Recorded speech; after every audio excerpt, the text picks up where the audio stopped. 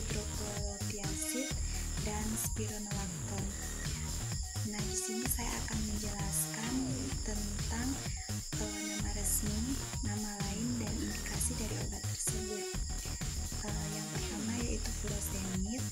Nama resminya furosemidum, nama lainnya furosemid, dan indikasinya yaitu untuk mengurangi cairan berlebih di dalam tubuh. Kemudian yang kedua yaitu hidroklorotiazid. Nama resminya hidroklorotiazid, kemudian nama lainnya hidroklorotiazid, dan indikasinya yaitu untuk obat hipertensi dan edema. Kemudian yang ketiga yaitu spironolakton. Itu nama resminya spironolaktonum, kemudian nama lainnya spironolakton, dan indikasinya yaitu edema dan sirosis.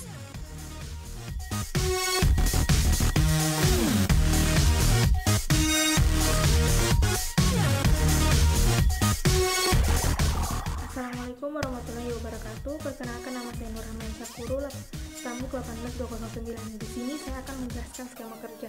Pertama, disiapkan alat dan bahan, kemudian diambil tikus dari dalam kandang. Setelah itu, tikus diberikan aquades hangat sebanyak 15 ml. Kemudian rute yang digunakan pada percobaan ini yaitu rute interperitoneal. Adapun bahan yang digunakan, pertama NaCl fisiologi 0,9%. Yang kedua adalah furosemid 40 mg per kilogram, furosemid 80 mg per kilogram. Setelah itu ada hidroklorotiazid sebanyak 25 mg per kilogram. Lalu ada spironolakton sebanyak 25 mg per kilogram. Jadi tikus yang digunakan di sini ada 15. Pertama, tikus 1, 2, dan 3 itu diberikan NaCl fisiologi.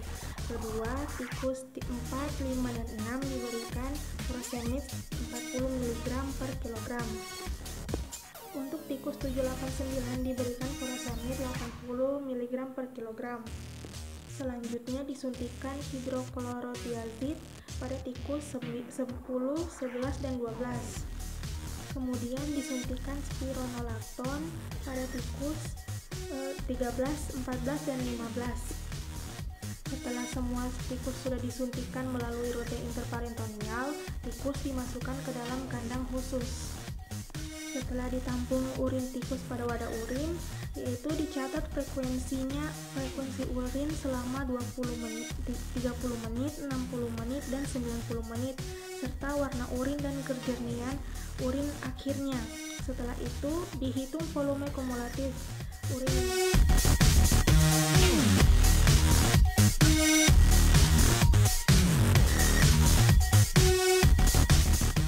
Assalamualaikum warahmatullahi wabarakatuh. Perkenalkan, nama saya Kairofika, Stamuk 18209. Di sini saya akan menjelaskan rute pemberian obat. Yang pertama, rute pemberian obat oral. Banyak obat yang dapat diberikan secara oral dalam bentuk tablet, cairan, yang biasa kita sebut sirup ataupun emulsi, kapsul ataupun tablet punya. Rute ini paling sering digunakan karena obat yang paling nyaman dan biasanya yang paling aman dan tidak mahal. Namun rute ini memiliki keterbatasan karena jalan obatnya biasanya bergerak melalui saluran pencernaan.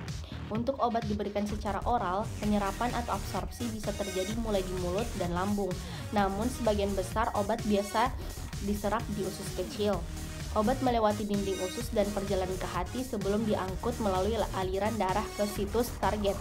Dinding usus dan hati secara kimiawi mengubah metabolisme banyak obat, mengurangi jumlah obat yang mencapai aliran darah. Akibatnya, ketika obat yang sama diberikan secara suntikan atau intravena, biasanya diberikan dalam dosis yang lebih kecil untuk menghasilkan efek yang sama.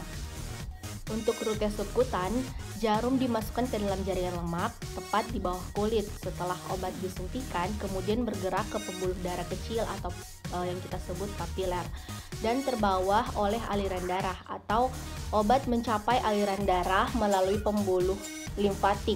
Obat protein yang berukuran besar seperti insulin biasanya mencapai aliran darah melalui pembuluh limfatik karena obat ini bergerak perlahan dari jaringan ke kapiler.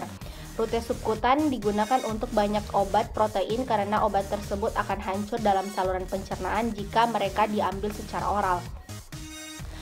Untuk rute intramuskular disukai dibanding rute subkutan ketika diperlukan obat dengan volume yang lebih besar karena otot-otot terletak di bawah kulit dan jaringan lemak. Digunakan jarum yang lebih panjang. Obat biasanya disuntikan ke dalam otot lengan atas, paha, atau pantat. Seberapa cepat obat ini diserap ke dalam aliran darah tergantung sebagian pada pasokan darah ke otot. Semakin kecil suplai darah, semakin lama waktu yang dibutuhkan untuk obat yang akan diserap. Lalu untuk yang terakhir, rute intravena, jarum dimasukkan langsung ke pembuluh darah.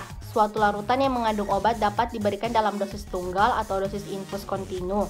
Untuk infus, larutan digerakkan oleh gravitasi atau dari kantong plastik dilipat, atau lebih umum dengan pompa infus melalui pipa fleksibel tipis ke tabung, ataupun yang kita sebut dengan kateter.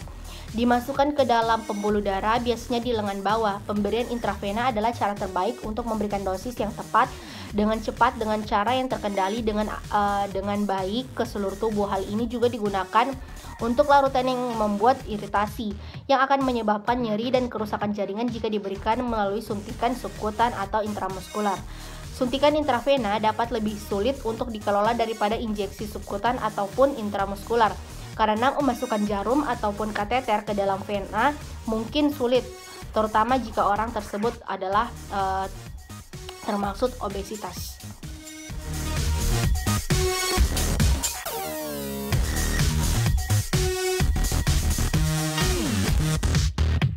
Mekanisme NaCl fisiologis yaitu sebagai sumber air elektrolit dan meningkatkan obat diuretik dan efek alkalis. Mekanisme kerja obat furosemid dengan cara menghambat kotransporter luminal NaCl dan loop Henle dengan mengikat ke kanal klorida sehingga menyebabkan kehilangan natrium, klorida, dan kalium dalam urin.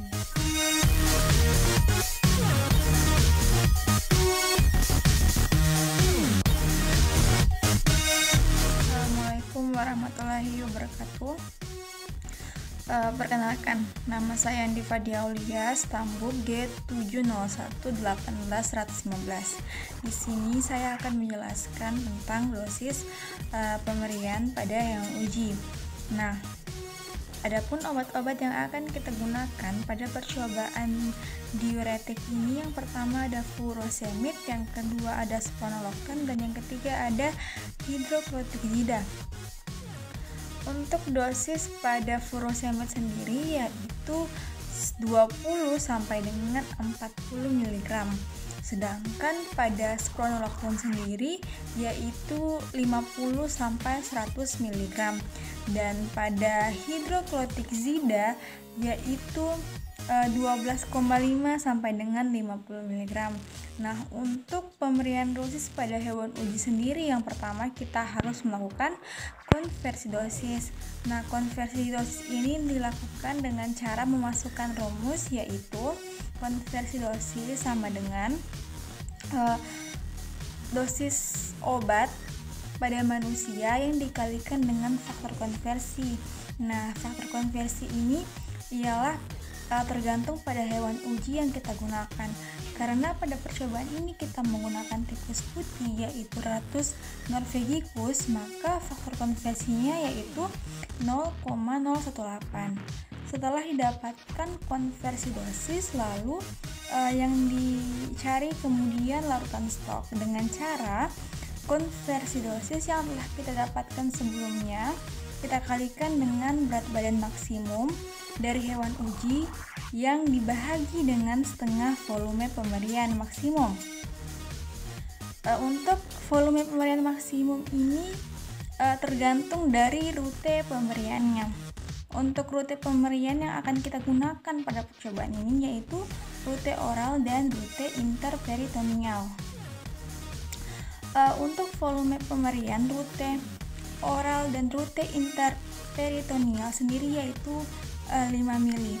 Lalu setelah didapatkan, kemudian dicari untuk volume pemberian untuk masing-masing berat badan tikus. dengan cara volume pemberian sama dengan konversi dosis yang dikalikan dengan berat badan tikus yang dibahagi dengan larutan stok. Itulah volume pemberian dosis yang akan kita berikan pada masing-masing hewan uji. Terima kasih. Assalamualaikum warahmatullahi wabarakatuh.